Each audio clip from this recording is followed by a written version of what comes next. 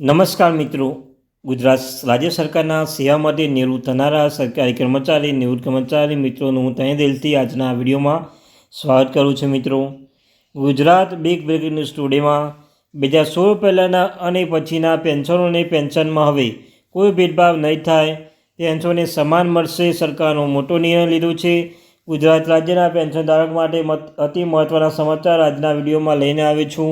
તો તેના વિશે આજના વિડીયોમાં વાત કરીશું. વાત કરતાં પહેલાં વોટ્સઅપ ચેનલ છે તે લોકો બંને બનાવી છે, એની લિંક ડિસ્ક્રિપ્શનમાં મૂકું છું. અવશ્ય જોઈન થજો મિત્રો. તમને ચેનલ પર સરકારી કર્મચારી નિવૃત્ત કર્મચારી પેન્શનધારક બાબતે પગાર પેન્શન ડીએ HRE અને કોઈ પણ અપડેટ આવે હરેક અપડેટ આપણી ચેનલ પર કરવામાં આવશે. તો આપણી આ ચેનલને સબસ્ક્રાઈબ કરીને બેલ આઇકન બટન દબાવવાનું ભૂલશો નહીં મિત્રો. તો ચાલો જાણીએ વિગતવાર માહિતી મિત્રો આજના વિડીયોમાં.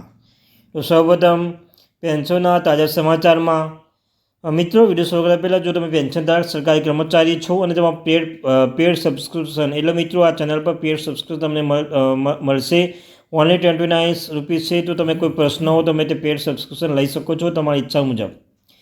પેન્શનના તાજા સમાચાર. ભારતમાં પેન્શન સિસ્ટમ ઇતિહાસ ઘણો જૂનો છે. સમાંતરે તેમાં ઘણા મોટો ફેરફાર થયા છે જે પેન્શનના જીવન પર ઊંડી અસર કરે છે.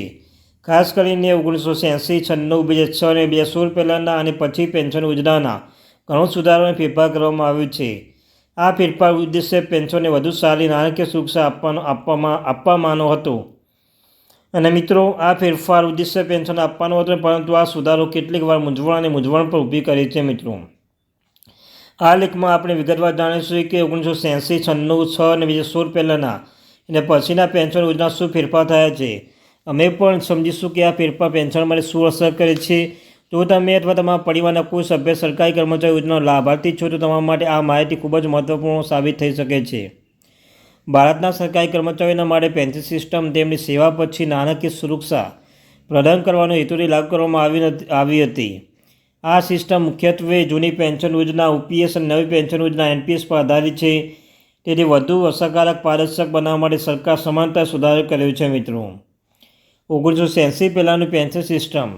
1986 પહેલાંની પેન્શન સિસ્ટમ સંપૂર્ણપણે જૂની પેન્શન સ્કીમ એટલે કે જૂની પેન્શન સ્કીમ UPS પર આધારિત છે. આ યોજના કર્મચારીઓના તેમના સેવાનું પૂર્ણ થયા બાદ એક નિશ્ચિત રકમ આપવામાં આવી હતી. મુખ્ય લાક્ષણિકતાઓ. સરકાર દ્વારા ચૂકવવામાં આવેલી સંપૂર્ણ રકમ, ખાતરીપૂર્વક માસિક આવક, કોઈપણ પ્રકારનું રોકાણ જોખમ નથી.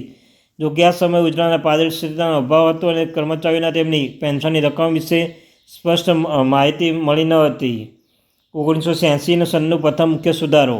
1980માં ચોથા પગાર પંચની ભલામણો બાદ પેન્શન સિસ્ટમ કેટલાક મોટા સુધારા કરવામાં આવ્યા હતા. મુખ્ય સુધારો ન્યૂનતમ પેન્શન રકમ વધારો થયો છે. મોંઘવારી ભથ્થું DA સમાવેશ થાય છે અને ફેમિલી પેન્શન સુવિધા મજબૂત કરવામાં આવી છે. આ સમયગાળા દરમિયાન કર્મચારી તેમની સેવાના સમયગાળાઓમાં આધાર વધુ સારા લાભ મળવા લાગ્યા છે. 1996, 2006 પાંચમા પગાર પંચની અસર. 1996 પગાર પંચ પેન્શન માટે ઘણી લાભદાયી ભલામણ રજૂ કરી હતી. મુખ્ય ફેરફારો. લઘુત્તમ અને મહત્તમ પેન્શનની રકમનો વધારો. મોંઘવારી રાહતમાં DA નિયમિતપણે એડજસ્ટમેન્ટ કરવામાં આવી હતી. કૌટુંબિક લાભો વધુ પારદર્શક બન્યા. આ સમયગાળા દરમિયાન સરકાર ખાતરી કરી કે તમામ સરકારી કર્મચારીઓને તેમની સેવામાં સમયગાળા અનુસાર યોગ્ય નાણાકીય સહાય મળશે. 2006 અને 2016 છઠ્ઠું પગાર પંચ. નવી પેન્શન યોજના NPS. નવી પેન્શન યોજના નવા ભરતી થયેલા સરકારી કર્મચારીઓ માટે લાગુ કરવામાં આવી હતી. જોકે છઠ્ઠું પગાર પંચની ભલામણ બાદ તેની અસર વધુ જોવા મળી હતી. જૂની પેન્શન યોજના એટલે UPS. છઠ્ઠું પગાર પંચ UPS લાભાર્થીઓની લઘુત્તમ પેન્શનની રકમ બમણી કરી. મોંઘવારી રાહત DA દર અડધા વર્ષે સમાયોજિત કરવામાં આવી હતી. નવી યોજના NPS. કર્મચારી અને સરકાર બંનેનું યોગદાન ફરજિયાત કરવામાં આવ્યું હતું. આ યોજના બજાર આધારિત હતી, જેના કારણે વળતર અનિશ્ચિત હતું. આ ફેરફારથી નવા અને જૂના કર્મચારીઓ વચ્ચે અસમાનતા ઊભી થઈ. 2016 અને પછીના 7મું પગાર પંચ. 2016માં 7મું પગાર પંચ ફરીથી મોટો ફેરફાર કર્યો. મુખ્ય ફેરફાર એ છે કે ન્યૂનતમ માસિક પેન્શન વધારીને 9,000 કરવામાં આવ્યું.